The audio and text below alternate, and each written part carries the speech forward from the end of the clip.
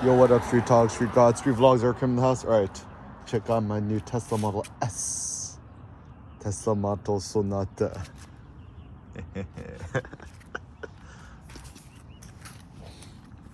My new tagline should be Sir Trolls a lot. Okay, so anyways.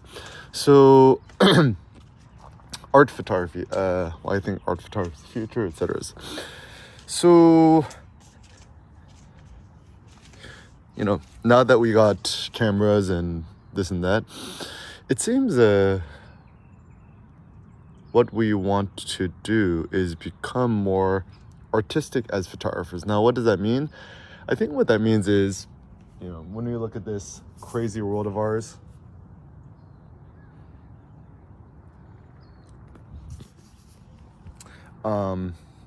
obviously we capture it. Everyone has iPhone Pro, whatever.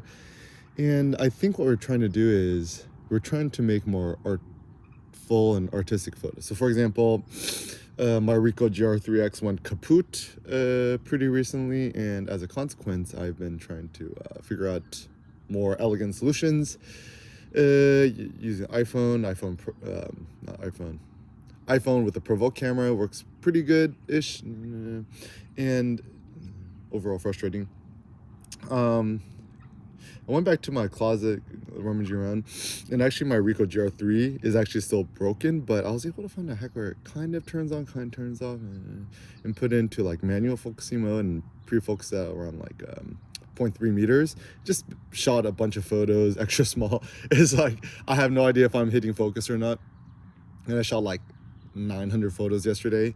And what I like about the Ricoh GR III, 3X, etc. is just high contrast black and white, contrast to max, and actually even the benefit of shooting snap focus or manual focus, pre-focus into like 0.3 meters or 0.5 meters, even 1 meter, whatever, is most of your photos will actually be out of focus and blurry, etc. But that's what kind of gives the images its charm.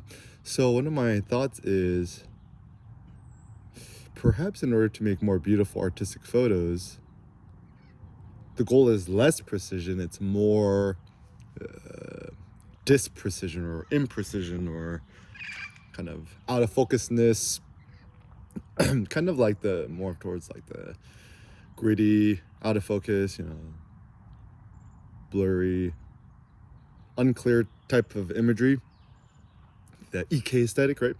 And yeah, you could do this. You could take artistic photos of everything: your kids, your wife, yourself, your life, etc. So it's not about presenting reality how it is, but it's rather about transfigurating it or transconfigurating it, transmorigifying things. Calvin Hobbes, the transmogrifier, into things that you find more interesting.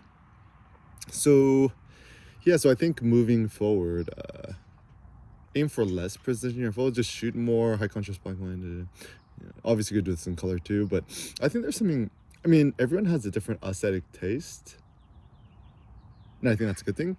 Just for myself, practically and pragmatically as a photographer, the reason I like black and white, high contrast black and white, it just opens up more photo optionality. Optionality means just like you got more photo opportunities and options. So not everything looks good as a color photo.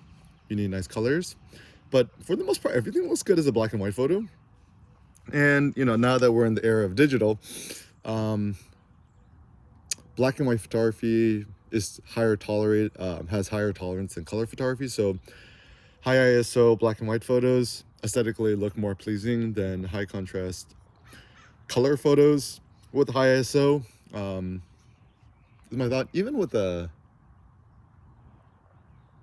color photography is great too. I love it. But even if you're pushing film, ISO 1600 with IIIX is really nice. I haven't really pushed Portrait 400 that much, but then, it still looks good too. But then, once again, I think just for pure pragmatic sake, and also the reason I like it is we do not see the world in black and white, and that's what gives this its charm. So maybe with life, art, and everything in between, try not to present things as they are, but try to transconfigure it into something more artful.